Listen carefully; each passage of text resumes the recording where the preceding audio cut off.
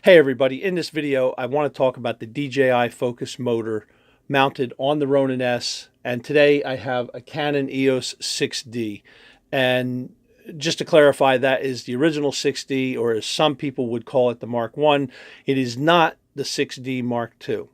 Okay, I purchased the Focus Motor because I wanted a way to focus the camera lens without touching the lens or without touching the camera.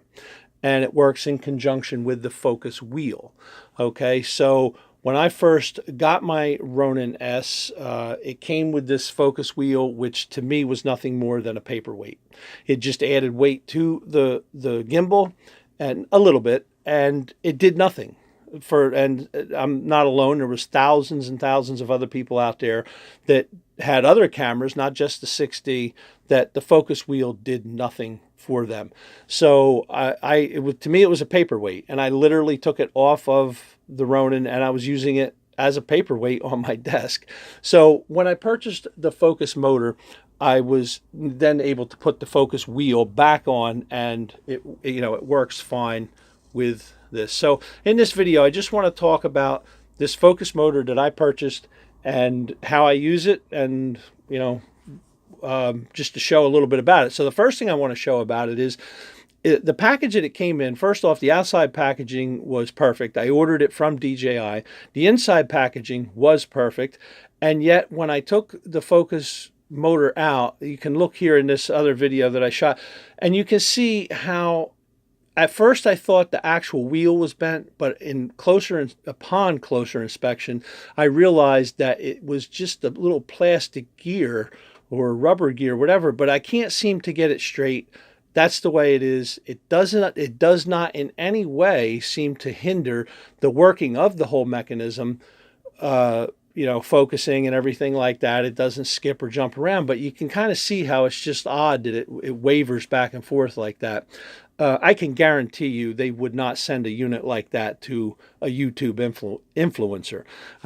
Certainly not. So anyway, that's how my unit came. Am I going to return it? No, I'm not going to return it. It does not affect it, but it's just odd. And actually, I'm kind of surprised because DJI has a lot of faults, but one thing that I don't fault them for is usually their quality control seems to be impeccable. Everything I have ever gotten as far as workmanship and everything seems to work great. Now, as far as like software and their advertising, that leaves a lot to be desired. So anyway, let's move on. So you can see the focus wheel. I have it set up here. Now this lens does not have mechanical stops. This lens will continue, it'll just spin right on around.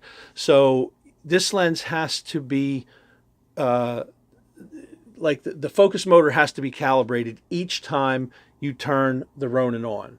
So if you turn the battery grip on and then you turn the unit on, each time you shut the unit on and off up here, you have to recalibrate, and you'll get a little blinking green light here, the F, and you got to recalibrate. But it's very easy to do, and I'm surprised because prior to getting the Focus Motor, I watched some YouTube reviewers and influencers, as they're called, and the one guy totally could not figure out, and he was knocking DJI for not being a way to calibrate lenses that didn't have mechanical stops. And I couldn't figure out why he was knocking them, because when I got this thing, I found out very quickly how to do it. And actually, I just watched the DJI tutorial. So, okay, so I'm going to try to show how to do the stop calibration for the Focus Motor here with one hand. Let's see if I can do it. Now, right now I'm at infinity, and I have this part of the gear ring right here on top. Now, for my Focus Motor, and I'm sure they're all the same way, when I go to do the calibration, it's going to first go this way. So that's why I'm starting with this here. And here we go. I'm going to try to do it with one hand and see how it works. All I want to do is I'm going to double tap my switch down here. And let me do that right now. Okay. And I just want to watch till I get to the end there.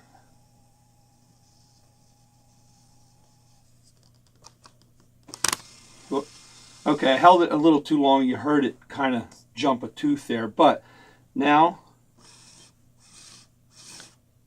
stops right there with a little room to spare, and it stops right there. And that's how you do the automatic stop. It's as simple as that. You just double tap it, and when it comes around to where you want it to stop, grab it with your hand, hold it till it does its thing, and when it comes back over here, grab it, hold it. So you're essentially making the stops with your hand. And it's easier to do it with two hands than it is with one, but I'm doing it one-handed because I'm holding a camera with a gimbal. Okay. Okay, so now I did get this thing out, and I got to use it actually about 4 times now. I had it out outdoors, and you know, that's the kind of photographer I am, videographer. I do some studio stuff, but I do a lot of outdoor stuff, and that is also why I purchased this bracket for the top. I know later here, actually in the spring, another month from now, I'm going to be doing a lot of video from the back of a pickup truck, where we're going to be videoing bicyclists and, you know, following in front of them and everything like that. So because I'm going to be in a vehicle and hanging this thing out of the back of a pickup truck, I purchased this, but also I do a lot of rough and tumble walking and hiking with this thing. Now this thing, you know, this Ronin S with a camera on it is not really the type of thing you're going to go vlogging with. That's everybody, I think, agrees upon that. But I do carry this thing out, and like I had it out in the rain the other day, shooting at a creek, and there's like I said, the Focus Motor works great. So what can you do with it and what can't you do with it? Well, one of the things that I'm going to say you can't do, but actually you can, but with a lot of practice, is you're not going to pull focus. And I just want to put that out there right up front. You are not going to pull focus on a moving object, is what I should say. You're not going to pull focus on people that are walking along unless you have a really, really good monitor and or eyepiece, you know, viewfinder, electronic viewfinder, something like that. You are not going to follow people and pull a focus on them and keep it nice and crisp unless you have electronic viewfinder or a monitor that is, you know, HD and lots of practice. Okay, lots of practice. But now, for what I like to do with this thing, I like to maybe focus on one thing and then shoot, you know, short video clip, 15-second clip, and then focus on something else. And that's where this thing comes in handy, because I don't have to keep touching the camera. I don't have to keep touching the lens. I do have a monitor on it, and I can zoom in on the monitor, and I can just, you know, really fine tune this thing really, really good, and hold a perfect focus. Now, the one thing that it does allow you to do, I shouldn't say the one thing, one of the things that it allows you to do is to set focus points. Like if you want to focus on something far away and then focus on something closer, and you want to do that nice transition, it's so simple to do. All you got to do is focus, you know, just set your focus on one thing, okay? And then you touch the button and you start to get a double blinking light, and then you go and you focus on the next thing and you touch, and now you get like this triple blinking light, right? So now no matter how much you turn the wheel, it only goes between those two focus points. You see how much I'm turning the wheel here, and all it does is go between those two. And this works great for doing transitions and fade into screen, like do a fade in transition from blurry focus. You want to fade out to blurry focus. And then anyway, to cancel that, all you got to do is push the button one more time, and then it goes back and you have your full range of focus. So I wish the camera I was using here would stay focused. I'm sorry that it keeps bouncing in and out. So really, like the main thing I'm using this for is focusing on a subject. I might follow it for a ways, and I if I'm going to plan the shot out, I can set my focus points so that like over here, I'm focused on it, and then as I follow it around, I know where my next focus point is. You can do something like that, but if you're just going to freehand pull focus on something that's moving while you're moving, is probably not going to happen. To pull focus on something while you're stationary and the other thing is moving, a lot easier to do. Certainly a lot easier to do. I was practicing that with my dog. I was practicing that with my wife and a couple of my friends, pulling focus on them while I was standing still. But to pull focus on something while it's moving and you're moving, extremely hard to do with this setup, at least for me. Now, I could say with practice, you could definitely do it. So the Focus Motor, good thing, easy to set up, extremely easy to set up. It's not hard at all to set this thing up. And let me see, let's get over here to a faster mode. Okay, I want to talk about noise. The noise that comes from the Focus Motor. It does not make a lot of noise. But now with that said, if you are shooting video and you've got your microphone anywhere near this, your chances are you are going to pick up the noise, especially if you move it a lot. If you were to say move it like this much, you're going to hear that. Now, I don't know if my microphone can pick that up.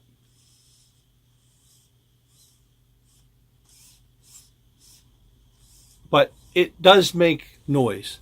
And I have picked the noise up, like the camera, the microphone on the camera will definitely pick it up. Now, I also use, I don't have any of them handy here, but I use the Rode Video Micro, you know, these things. And even if this is somewhere close to it, it still picks it up a little bit, especially if it's in a very quiet environment. So it's not a noisy thing. Like I can't imagine if you were using this at a wedding, I don't think it would be that big of a deal. It's not like you're going to be, you know, right there with the bride and groom making this noise. And it's not like you're going to be moving it that much. So like in a very quiet setting, like a wedding is something I would think of. I don't think it would be like a deal breaker, but it does make noise. Now, I have set this thing up with the 24-70, the 50 prime as you see here, and I've also set it up with an 85 prime, and I set it up with the 24-105. I had no problems setting it up with any of those. The only thing I would recommend is cutting off the tail of your gear ring strip thing, whatever it's called. I guess gear strip. Gear ring strip. Anyway, cutting off the tail of that. That's really about the only thing I can say. And then also right here where you would have this lens support that goes up, when you can kind of see how this thing comes around and kind of gets in the way right there.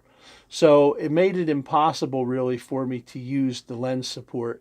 With the 50D, I don't need the lens support, but you know, that was something that was a no-go because this thing will come around and hit it. Other than that, I really can't say too much more about it. I can't really say anything bad about it other than mine came with kind of a wobble to it, which I thought was kind of weird. And hey, if you like this video, hit like, hit subscribe. I'll do some more stuff on the Focus Motor as I use it more. So like maybe in another, maybe say 2 months after I do the bicycles and stuff like that, I'll kind of do a short video on how everything worked out with that. But certainly a handy thing to have if you have a camera that is not compatible electronically with the Ronin S.